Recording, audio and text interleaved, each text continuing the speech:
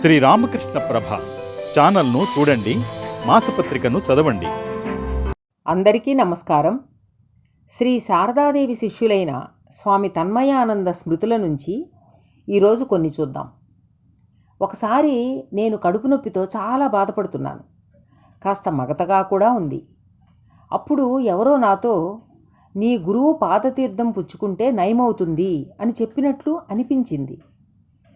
మర్నాడే నేను జైరాం బాటికి వెళ్ళి మాతృదేవి పాదతీర్థం సేవించాను. తర్వాత మాతృదేవితో, అమ్మా, మీకు పాదపూజ చేయాలని ఎంతగానో ఆశపడుతున్నాను, అయితే అంతలోపలే తీర్థం పుచ్చుకున్నాను అన్నాను. అందుకు మాతృదేవి, అందులో తప్పేముంది, లోపలికి రా అన్నారు. పాదపూజ చేసిన తర్వాత మాతృదేవి పాదపద్మాలను నా తల మీద పెట్టుకున్నాను. అప్పుడు మాతృదేవి, పాదాలను తల మీద పెట్టుకోవచ్చా? తల గురుదేవులు నెలకొనే చోటు. అమ్మా, నేను గురుదేవులని చూడలేదే. గురుదేవులు భగవంతుడే. అమ్మా, గురుదేవులు భగవంతులైతే మరి మీరెవరు? నేను మరెవరిని? అమ్మా, మీరు తలుచుకుంటే నాకు గురుదేవులను చూపగలరు కదా. గురుదేవులు నరేంద్రుని స్పృశించినప్పుడు అతను గావుకేక పెట్టాడు, ముందు సాధనలు చెయ్యి, తపస్సు చెయ్యి, అప్పుడు ఆయనను దర్శించగలవు.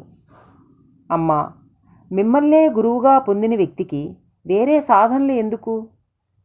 అది సరే, కానీ ఒక్క విషయం, ఇంట్లో వంటకు కావలసిన సామగ్రి అంతా ఉన్నా వండితేనే కదా భోజనం చేయగలం. ప్రతి ఒక్కరూ వంట చేసుకునే భోజనం చేయాలి. అయితే వంట చేసినవాడు వెంటనే భోజనం చేసేయవచ్చు. అందువలన కొందరు ఉదయం భోంచేస్తారు, కొందరు సాయంత్రం చేస్తారు, కొందరు బద్ధకం వల్ల పస్తుండిపోవాల్సి వస్తుంది. అమ్మా, మీరు చెప్పింది నాకు అర్థం కాలేదు. సాధనలు తపస్సు ఎవరు ఎంత ఎక్కువగా అనుష్ఠిస్తారో వారు అంత త్వరగా భగవద్ దర్శనం పొందుతారు. కొద్ది కొద్దిగా అభ్యసించినా కూడా ఆయన దివ్య దర్శనం లభించే తీరుతుంది.